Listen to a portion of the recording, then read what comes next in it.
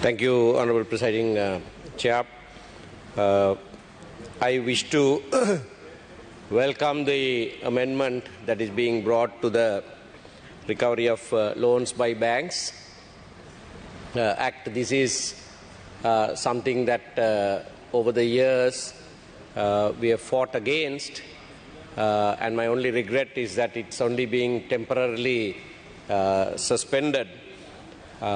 Parate execution is a right that only the state banks had for a long time, and only in 1990 by this special legislation this power was given to the other banks, where the directors of the bank by a resolution could decide to sell by auction property that had been given as security without having to file a mortgage action in court. This had led to a lot of injustice being caused to borrowers. I know that there are habitual defaulters who borrow and do not repay banks. They must repay. There is no question about that. But this particular procedure made banks the owners of real estate in the country. They lent without proper supervision, and when the businesses had to face various difficulties like the financial crisis or COVID-19 or something else that was peculiar to that particular industry, they had to lose everything and didn't have an opportunity to even defend or correct the account balances. So I'm actually asking the government, it's a welcome move to suspend the operation of Recovery of Loans by Banks Act to recover by Parate execution temporarily, but I urge the government to consider removing this power from the banks. This is the month of May, and on the 1st of May we heard many thunder from political platforms with regard to workers' rights. In fact, they were not speaking so much about workers' rights but about their own political parties and what they would do this year being an election year, as the President has declared. I have presented today an amendment to the EPF Act, and I wish to take this opportunity to say a few words on that as well. The EPF, being the largest fund in the country, had been abused and misused, robbed from by every successive government. This is the workers' measly saving. They have only this in private sector, they have only this when they retire. And the government, successive governments, see it opportune to deprive them of their just dues by using the fact that it is a central bank that is the custodian of this fund. There is a huge conflict of interest which the IMF has highlighted also and recommended in their governance diagnostics that there must be an independent body that must regulate this fund. The government has not responded to that. The government hasn't taken action to do that. The amendment that I have brought, of course, is to make it transparent, to disclose all the transactions that have taken place, particularly the investments that they do on secondary market, so that in timely manner country can become aware of fraudulent deeds. We know the bond scam that happened in 2015. There was a forensic audit, but the period for the forensic audit did not cover the time of the bond scam. So we really don't know even to date the exact extent of damage done to the Employees Provident Fund. This amendment will disclose how fraudulent deeds are being made between primary dealers and those who administer this fund. இந்த மே மாதத்திலே இன்னும் ஒரு முக்கிய நிகழ்வையும் நாங்கள் நினைவு கூற இருக்கிறோம். யுத்தம் முடிவடைந்து 15 ஆண்டுகள் இந்த மே மாதத்தோடு நிறைவடைய இருக்கிறது. 15 ஆண்டுகள் நிறைவடைய இருக்கிற இந்த தருவாயிலே இன்றைக்கு பாராளுமன்றத்திலே வெளியுறவுத்துறை அமைச்சருடைய தலைமையிலே நல்லிணக்கத்துக்கான சேலணி சம்பந்தமான அரசாங்கம் முன்மொழிகிற சட்ட மூலம் கட்சி தலைவர்களோடு கலந்துரையாடப்பட்டது. இதிலே நாங்கள் சொன்ன சில விடயங்களை நான் இந்த பாராளுமன்ற அமர்விலேயும் பதிவு செய்வது அத்தியாவசியம் என்று நினைக்கின்றேன். யுத்தத்தின் இறுதி கட்டத்திலே விசேடமாக, ஆனால் யுத்த காலம் முழுவதும் பலவிதமான அத்துமீறல்கள் நிகழ்ந்தன. உலகத்திலே நடக்கிற ஒரு யுத்தமும் சுத்தமான யுத்தம் கிடையாது. சுத்தமான யுத்தம் என்று எதையுமே அழைக்க முடியாது. ஆயுத போரொன்றிலே அத்துமீறல்கள் நடந்தே ஆகும். ஆனால் அப்படியாக நடந்தபோது அதனாலே பாதிக்கப்பட்டவர்கள் சம்பந்தமாக அரசாங்கத்துக்கு ஒரு பொறுப்பு இருக்கிறது. அந்த அத்துமீறல்களை விசாரிப்பதற்கும் அதிலேயும் விசேடமாக காணாமலாக்கப்பட்டவர்கள் சம்பந்தமாக என்ன நடந்தது, யார் இதற்கு பொறுப்பு, அவர்கள் உயிரோடு இருக்கிறார்களா இல்லையா, இந்த விவரங்களை உறவினர்களுக்கு தெளிவுபடுத்துவதும் அதற்கான சட்ட நடவடிக்கை எடுப்பதும் அரசாங்கத்தினுடைய பொறுப்பு. காணாமலாக்கப்படுகிறது பலரால் செய்யப்பட்டிருக்கலாம்.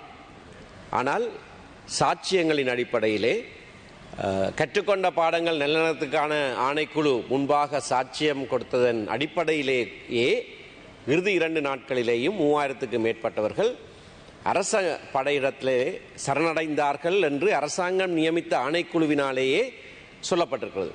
அவர்களுக்கு என்ன நடந்தது என்பதையாவது வெளிப்படுத்த வேண்டியது அரசாங்கத்தினுடைய பொறுப்பு. பல ஆணைக்குழுக்கள் நியமிக்கப்பட்டிருக்கின்றன.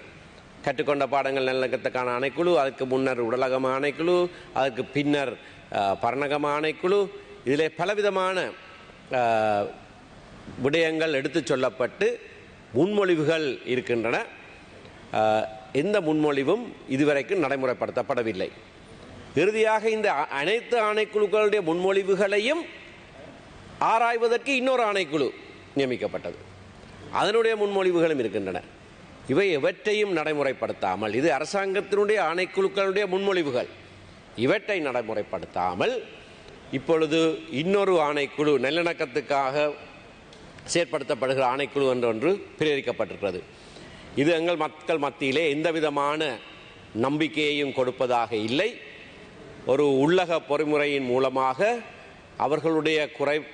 அவர்கள் சொல்லுகிற குறைபாடுகளுக்கு, அவர்கள் சொல்லுகிற குற்றச்சாட்டுகளுக்கு சரியான நீதி கிடைக்காது என்பது இந்த 15 வருட நீண்ட காலமாக எதுவுமே நடக்காமல் இருக்கிறதன் மூலமாகவே சான்றாக இருக்கிறது.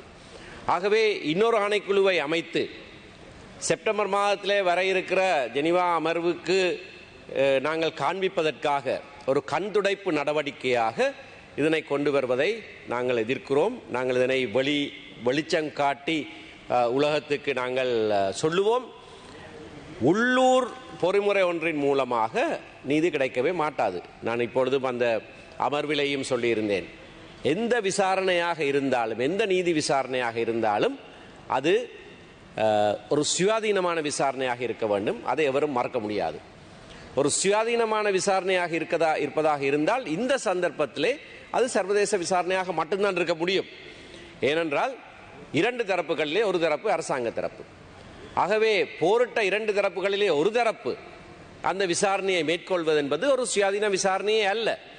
ஆகவே ஒரு நீதி விசாரணை சுயாதீன விசாரணையாக இருக்க வேண்டுமாக இருந்தால் அது நிச்சயமாக ஒரு சர்வதேச விசாரணையாக மட்டும்தான் இருக்க முடியும் என்பதை நாங்கள் ஆரம்ப காலத்தில் இருந்தே 2009ஆம் ஆண்டில் இருந்தே திரும்ப திரும்ப திரும்ப சொல்லி வந்திருக்கிறோம். அதனால்தான் OISL என்கின்ற ஐக்கிய நாடுகள் மனித உரிமை கவுன்சிலினுடைய விசாரணை அறிக்கை நவம்பர் 2015ஆம் ஆண்டு வெளியிடப்பட்டது. அது ஒரு சர்வதேச விசாரணை அறிக்கை. ஆனால் அதனைத் தொடர்ந்து ஒரு நீதிமன்ற பொறிமுறை வேண்டும். அதனைத் தொடர்ந்து குற்றஞ்சாட்டப்பட்டவர்கள் சட்டத்தின் முன்பாக நிறுத்தப்பட வேண்டும். அது செய்யப்படவில்லை. அது மட்டுமல்ல, ஒரு நிரந்தர தீர்வு, ஒரு நிரந்தர அரசியல் தீர்வில்லாமல் எந்த விதமான நல்லிணக்கமும் ஏற்பட முடியாது. ஆகவே சென்ற ஆட்சி காலத்திலே அந்த நிரந்தர அரசியல் தீர்வை நோக்கி நாங்கள் புதிய அரசியலமைப்பு உருவாக்குகிற பணியை செய்தோம். அதுவும் நிறைவேறாமல் அந்தரத்திலே விடப்பட்டு விட்டது. ஆகையினாலே ஒட்டுமொத்தமாக உண்மையான நல்லிணக்கம் ஏற்பட வேண்டுமாக இருந்தால், உண்மையாகவே நல்லிணக்கம் ஏற்பட வேண்டும், ஒரு கண்டுடைப்பாக இல்லாமல் இருக்க வேண்டுமாக இருந்தால், இறுதி தீர்வு, தமிழ் மக்களுக்கான அரசியல் தீர்வு நடைபெற வேண்டும். இந்த அத்துமீறல்கள் சம்பந்தமாக நீதி செயற்படுத்தப்பட வேண்டும். ஆகவே அவையெல்லாம் நடப்பதற்கு உகந்த சூழ்நிலை இருக்க வேண்டும். உகந்த சூழ்நிலை தற்போது கிடையாது. நில ஆக்கிரமிப்புகள் விசேஷமாக தொல்லியல் திணைக்களத்தினாலும் வேறு பல திணைக்களத்தினாலும் நடைபெறுகிறது. இந்த புத்தமயமாக்கல், சிங்களமயமாக்குதல் என்கின்ற நடவடிக்கைகள், எங்களுடைய நிலங்களை பறிக்கிற நடவடிக்கைகள் நடந்து கொண்டிருக்க, அவையெல்லாம் நடந்து கொண்டிருக்க நல்லிணக்கம் பற்றிய ஒரு ஆணைக்குழுவை நியமிப்பது என்பது ஒரு சிரிப்புக்குரிய விடயமாகத்தான் எங்கள் மக்களால் காணப்படும். ஆகவே 15 வருட இறுதியிலே எந்த விதமான நடவடிக்கையும் எடுக்கப்படாமல் பொறுப்பு கூறல் சம்பந்தமாக ஒரு சர்வதேச விசாரணை பொறிமுறை விசாரணை நடந்திருக்கிறது. ஆனால் ஒரு நீதிமன்ற பொறிமுறை ரோம் சட்டத்தின் மூலமாக மட்டும்தான் நடத்தப்படும். நான் இந்த கலந்துரையாடலே சொன்னேன், இலங்கை எங்களுடைய சிபாரிசு இலங்கை அரசாங்கத்துக்கு ரோம் சட்டத்துக்கு நீங்கள் உங்களுடைய இணக்கத்தை கொடுங்கள், அதுக்கு கைச்சாத்திடுங்கள். சர்வதேச சமூகத்திலே உங்களுக்கு ஏன் நம்பிக்கை இல்லையா? நாங்களும் ஐக்கிய நாடுகள் நிறுவனத்தினுடைய ஒரு உறுப்பினர். உலகத்திலே பல சர்வதேச அத்துமுறல்கள் நடக்கின்றன, சர்வதேச குற்றங்கள் நிகழ்கின்றன. காசாவிலே இப்பொழுது நடக்கிறது. அது ஒரு உள்நாட்டு விடயம் என்று நாங்கள் எவரும் விட்டு விடுவதில்லை. ஆகையினாலே இந்த நாட்டுக்குள்ளே நடந்தாலும் அது சர்வதேச குற்றமாக இருக்கிற போது அது சம்பந்தமாக சர்வதேசத்துக்கு ஒரு பொறுப்பு இருக்கிறது. அந்த பொறிமுறை நடைமுறைப்படுத்தப்பட வேண்டும். I have urged the government that it will be a responsible step on their part if they are serious about reconciliation, not to enact piecemeal legislation like what they are now trying to introduce, but to sign the Rome Statute and ratify it. We are responsible members of the United Nations organization. We participate in various matters with regard to other conflict areas. Sri Lankans have been responsibly participating in such measures. Why do we shy away from an independent inquiry? If we don't have anything to hide, why are we fighting shy of a proper investigation in which the victims will have confidence? For reconciliation, it's fundamental that the victims must have confidence. It must be something that the victims appreciate and accept. Without that, there is no reconciliation. You can pass legislation, you can have commissions. We already have umpteen number of commissions. Nothing has come out of it. That is because nothing has been implemented. Even your own commission reports you have not implemented. And how do you expect the victims to have even a semblance of confidence in any of the processes that you implement? Give it to the international community. Resolve the Tamil national question. I am saying this on the eve of the end of the armed conflict in 2009 May. 15 years is a very long time. I entered this house in 2010, just on the eve of the first anniversary. I spoke in this house on the 5th of May, and I said the same thing. And here I am 15 years later, urging that we must resolve this justly, in a manner that all citizens of this country accept. We don't have to be fearful of each other. Surely those who are numerically superior have nothing to worry.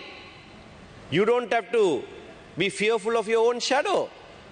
You are preponderant majority in this country. There is nothing that can happen to harm you. You must be magnanimous. You must invite those who are numerically inferior to you to make them accept, make them feel that they are equal citizens. That is a feather in your cap. If you have numerically inferior communities say, we are treated as equals in this country. That is what will make you proud. Not the other communities complaining bitterly about your conduct, about your oppressive methods, about your majoritarian tendencies. That's not good for you. Numerically smaller communities cannot do any harm to you. So, I'm urging this House, 15 years after the violent conflict ended, it's only the violence that ended. The conflict remains. The conflict did not start with Tamil youth taking up arms. The conflict started way before that, just after independence. When majority vote was used, when majoritarian tendencies showed to even deprive a part of the citizens of this country their basic citizenship right. 6 members of the upcountry Tamil community who were members of the House lost their citizenship rights. That is when majoritarian rule gave its notice to the others. That is why the political party that I belong to was born. That is why we said share governance powers, so that even those who are not a majority in the whole of the country, at least in the areas in which they are a majority, they can look after their day-to-day affairs. There are affairs that only the central government can look after. We don't want that. Let the central government, in which we also participate, look after those matters. But matters that are down to earth, matters that can happen, the principle of subsidiarity must prevail. What can be done in Monragala need not be decided in Colombo. Member, you have 2 more minutes. It must be, thank you, it must be decided there. So that is a basic idea of devolution of power. That people in their own localities must make decisions with regard to their areas. If that is done properly, that is the basic cry of the Tamil-speaking people of this country, that you share power in a meaningful way. Whatever that happened in between during the armed conflict must be resolved. But it must be resolved in a just way. Rule of law must prevail. You can't have a situation of being fearful that maybe members of your community might be punished. If someone must be punished for violating the law, they must be punished. There is no purpose in trying to protect and safeguard them without looking at the cry of the victims. The country will never succeed if there are communities, particularly communities that are inferior in number, complaining that there is majoritarianism and that they are being oppressed. That must change. For that there must be a change of heart. And at the point at which we are to remember, we are about to remember the end of 15 years after the violence ended. I am appealing to this House, to this country, to change our attitudes, to take a relook. The country that has become bankrupt, for it to stand up again and be a confident, proud member of the international community, of the community of nations, we must do this. You will have our fullest support if you are truthful and if you really intend true reconciliation. But true reconciliation must come only by ascertaining the truth properly and enforcing the absolute citizenship right of every member, every citizen of this country must know, must feel that they are equals in this country. To that extent, political power must be shared. Thank you. Thank you very much.